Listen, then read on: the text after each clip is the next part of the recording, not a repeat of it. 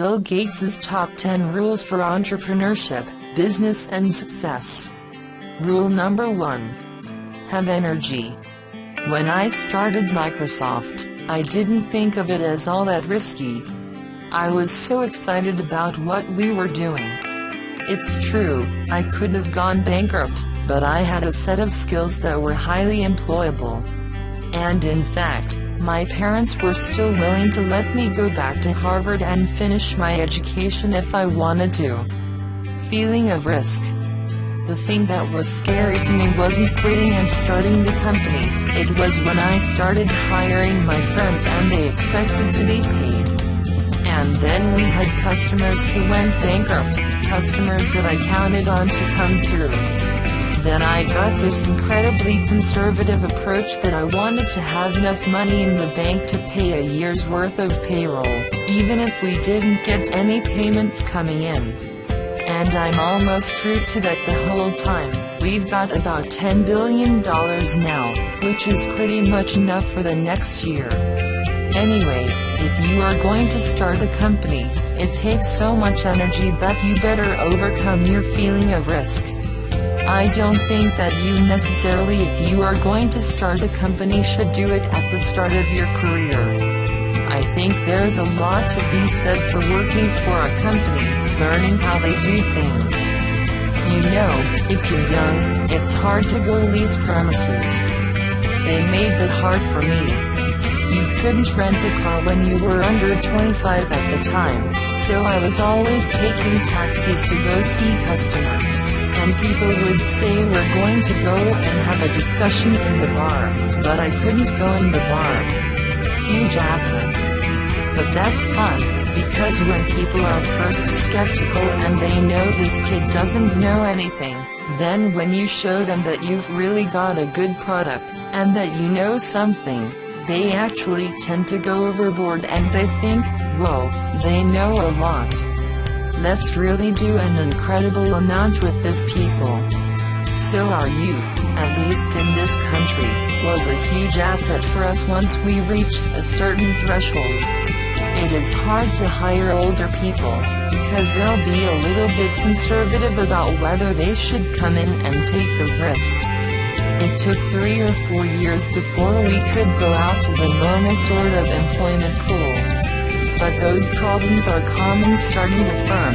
You better think of those as part of the pleasure, part of the challenge that is part of the excitement. Rules number 2.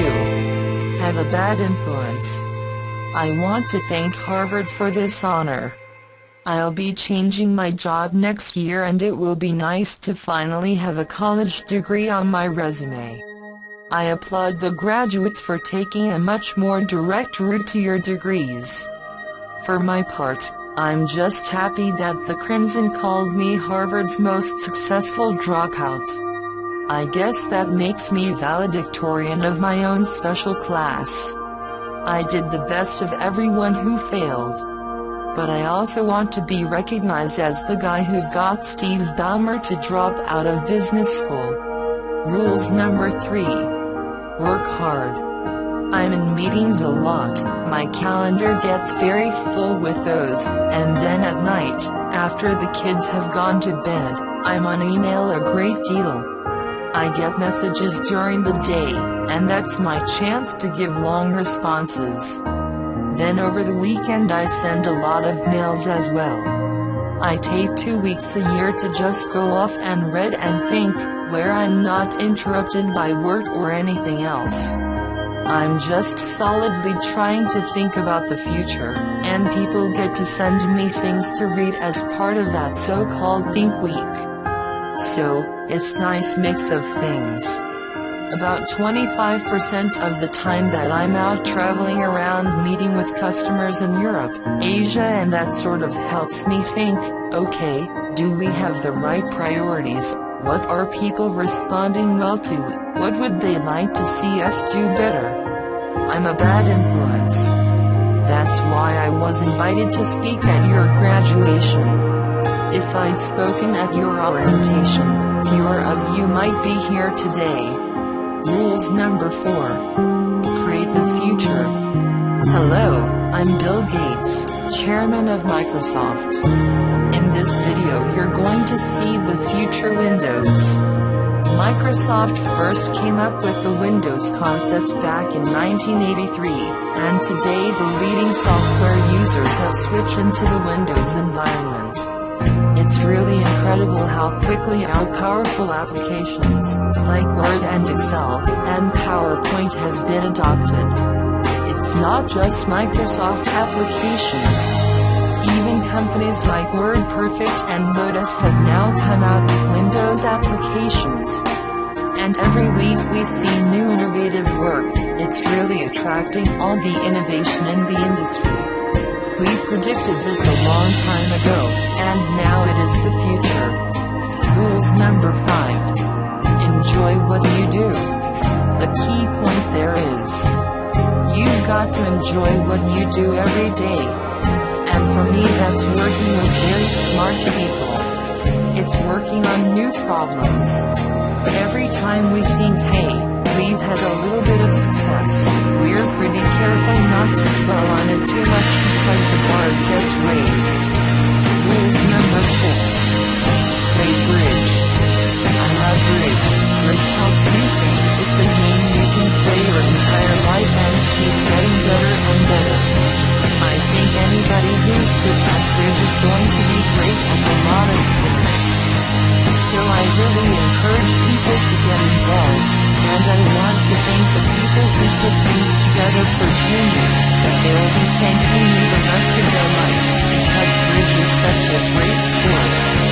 Rules number 7. Ask for advice. I've talked to my dad, I talked to Warren, I talked to my wife Melinda.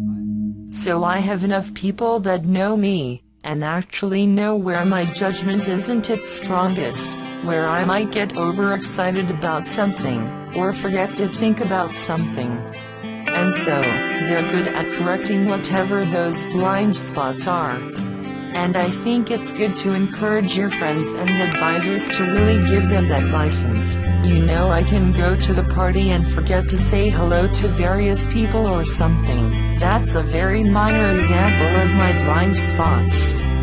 So you know, a small number of people that you can turn to on certain key things is a great asset. Rules number 8. Pick good people.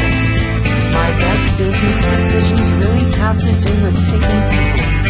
Deciding to go into partnership with Paul Allen is probably at the top of the list.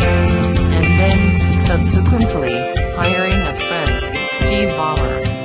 And having somebody who you totally trust, who is totally committed, who shares your vision and yet has a little bit different set of skills and also acts as a check on you. Some of the ideas you come up with you run by them, because you know they're going to say, hey, wait a minute, have you thought about this and that? And just the benefit of sparking off with somebody who's got that kind of brilliance, it's not only made it fun, but it's really led to a lot of success.